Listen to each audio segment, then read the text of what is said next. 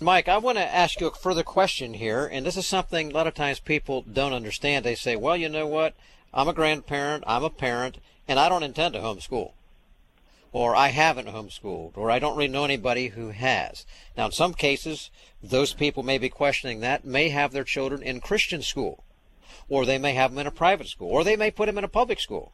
But they think that this is just some special interest matter here, and it doesn't concern them. Would you speak to the issue of why homeschooling, I've often referred to it as the canary in the mine. It's the first aspect of freedom that's impacted by a government that wants to take over everything. If something happens negatively in homeschooling, connect that dot with how it can also affect negatively all parents' rights, whether they Christian school or have their kids in public school.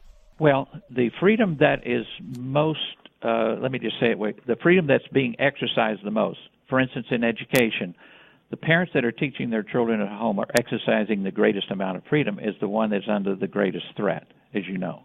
And if that freedom cannot be maintained, in other words, the ultimate right of families to choose to teach their children away from the public schools, away from government indoctrination, if we can't maintain that freedom, then there will be no freedom in education.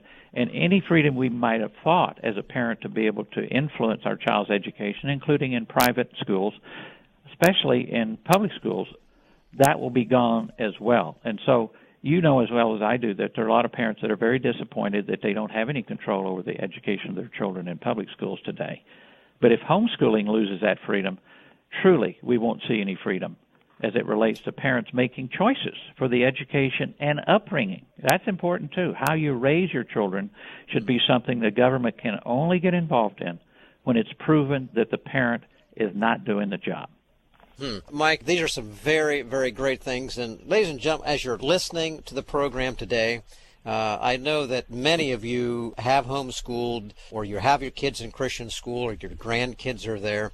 This piece we're talking about here, critically important. And when we see an assault on the vanguard of freedom, those who homeschool parents who actually are taking the greatest risk and the greatest amount of independence, this is where attack often begin. Let's not turn a blind eye. Let's be aware of it.